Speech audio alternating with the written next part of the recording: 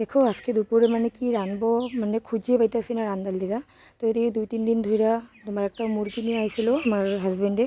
তো আমি 2-3 দিন যেহেতু ঘরেই আসলাম না, তো আমার দিদির ঘরে ঘুরতে গেছিলাম। তো ওইখান থেকে আজকে মানে সকাল সকাল ওইখান থেকে আয়া পড়লাম। তো কইতেছে যে আজকে যখন আইসো তো মুরগিটারে কাটতে নেই, 2-3 দিন ধরে একজন ঘরে যদি মানুষ না থাকে তো এর লিগে আবার কাটে নেই, ভালো লাগে না বলে। তার জন্য আমি আজকে আইসি দীক্ষা মানে কাটতেছে মুরগিটারে সুন্দর করে কেটে উঠতে নিয়ে নিল। তো দেখো আমার জালেও হিন্দিকে খড়ি টুড়ি এনে সব রেডি করে দিল। রেডি করার পর দিয়ে আমি কইলাম তুমি আজকে রান্না করো, এটা খুব ভালো লাগবে, তোমার হাতেই ভালো লাগে। তো এদিকে হ্যাঁ সুন্দর করে এটা ধুয়ে টুয়ে আইনা নিজেই কাটছে, সব কিছু নিজে করলো।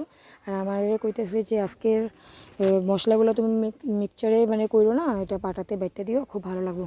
তো আমি ওইদিকে পাটাতে সব কিছু বাইটটা রেডি করলাম। আর এদিকে এত গরম, পাটাতে বাটতে বাটতে আমার শরীরের হালাত শেষ একদম। তো ওইদিকে পাটাতে সুন্দর করে বাইটটা টেটটা আইনা ওরে দিলাম। তো ওইদিকে তোমার চুলাতে বানাইতেছে, কারণ গ্যাসে বানাইলে যেরকম আমরা তো যেহেতু সবসময় গ্যাসেই বানাই, চুলাতে তো বানানি হয় না। শ্বশুরবাড়িতে আইলেই মানে চুলাতে একটু রান্না বান্না হয়। তো ওইদিকে আমি সব কিছু রেডি করে দিলাম। হ্যাঁ হলো চুলাতে রাঁধতেছে। আর গরমও আজকে বহুত ফালাইছে, যে হ্যাঁ রাঁধতে রাঁধতে একদম পুরা খাইমা দিতেছিল গা। তো এদিকে হ্যাঁ মানে খুব সুন্দর করে চুলাতে যেরকম দেশি স্টাইলে তোমার বানানি হয় মুরগি টুরগি, তো ওরকম করে বানাইতেছে। তো এদিকে তোমার মশলাটারে খুব সুন্দর করে কষাই টষাই নিতেছে। তারপরে দিয়া এই মশলাতে যত পর্যন্ত তেল ছাড়বো না অত পর্যন্ত কষাইয়া, আর এদিকে কষাতে কষাতে হলদি দিতে ভুল লাগিছিল গা।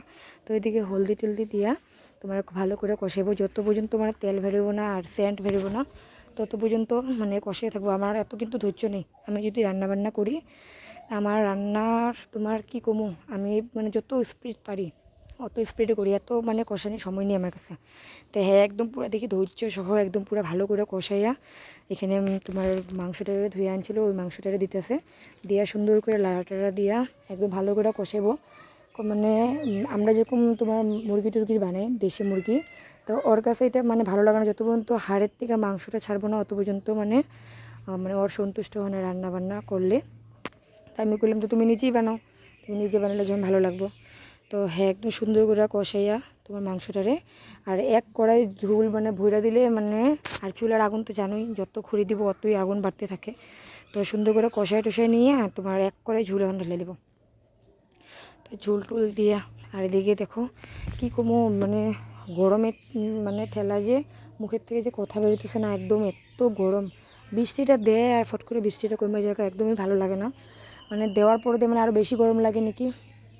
তো এদিকে তুমি বললেও কথা কইতে কইতে দেখো ওর মাংস কষানোটা মানে সুন্দরভাবে হয়ে গেছে। তো এইদিকে আমি আরও কইতেছি, মানে কইতেছি যে তুমি আমার মানে ভিডিওতে নিও না, যেহেতু আমি কিছু মানে উপরে লাগাইনি। আমি কইছি তুই কী হইলো, কিছু হয় না, ছেলেগো আর কি এত লজ্জা।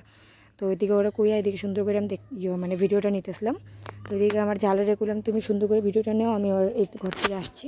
তো ওইখান থেকে ও আইয়া ভিডিওটা করছিল। তো দেখো ওর ঝোল টুল এক করে ঝোল ভুইরা এখন দিব,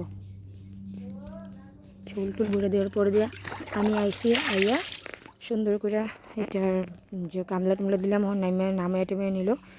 তো এইদিকে হায়ার ঝোল টুল সব কমপ্লিট। আর এদিকে আমার জালে মাছের ঝোল করছে, এদিকে বটবটি আলু ভাজা, আর এদিকে ওর তো মাংসটা সুন্দর করে বানাইলো, মানে আর ভেন্ডি সিদ্ধ করে রাখছিলো আমার শাশুড়ি। তো আজকে রেসিপি